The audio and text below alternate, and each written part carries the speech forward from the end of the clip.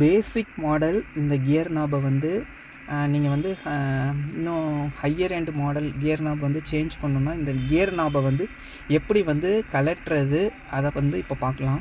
நீங்கள் என்ன பண்ணுறீங்கன்னா ஃபஸ்ட்டு ஸ்க்ரூ ட்ரைவர் எடுத்துக்கோங்க. எடுத்துகிட்டு இந்த இடம் இருக்குது பார்த்தீங்களா, இந்த கியர் நாபுக்கு கீழே வந்து இந்த கவர் இருக்குது பார்த்தீங்களா, அதுக்கும் இந்த கியர் நாபுக்கும் இதில் வந்து ப்ரெஸ் பண்ணி கொஞ்சம் கொஞ்சமாக லிஃப்ட் பண்ணணும்.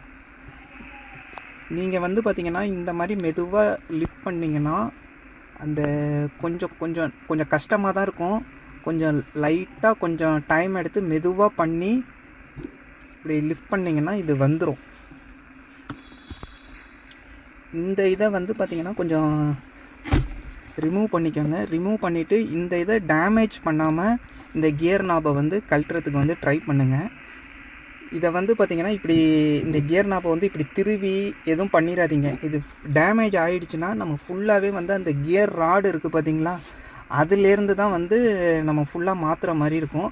அதனால் மெதுவாக கொஞ்சம் இந்த கியர் நாப் இப்படி இருக்குன்னா மெதுவாக நீங்கள் ஸ்க்ரூ ட்ரைவரை வச்சு கொஞ்சம் அப்படி லிஃப்ட் பண்ணி கொஞ்சம் ட்ரை பண்ணி மெதுவாக வந்து கலட்டுங்க.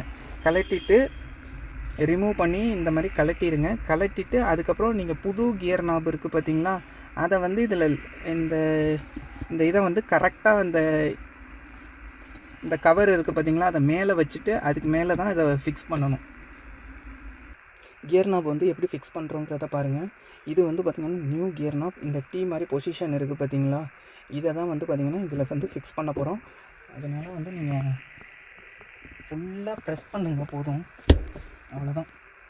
ஃபுல்லாக ப்ரெஸ் பண்ணிங்கன்னா ஒரு லாக் மாதிரி இருக்கும், அதில் போய் பார்த்திங்கன்னா இன்சர்ட் ஆகிடும். சில பேர் பார்த்திங்கன்னா இப்படின்லாம் திருவுற மாதிரிலாம் பண்ணுவாங்க. அந்த மாதிரிலாம் பண்ணாதீங்க. அந்த இது வந்து உடஞ்சிருச்சுன்னா பார்த்திங்கன்னா இந்த கியர் நாப் இதை வந்து கலட்டுறது வந்து ரொம்ப கஷ்டமாக இருக்கும். அதனால் வந்து பார்த்திங்கன்னா வச்சுட்டு லைட்டாக ப்ரெஸ் பண்ணுங்க போதும், அது போய் ஈஸியாக ஃபிக்ஸ் ஆகிக்கும். பார்த்திங்கன்னா ஃபிக்ஸ் ஆகிடுச்சு. இப்போ பார்த்திங்கன்னா ஓல்டுக்கும் நியூக்கும் பார்த்திங்கன்னா ஓரளவு டிஃப்ரென்ஸ் இருக்குது.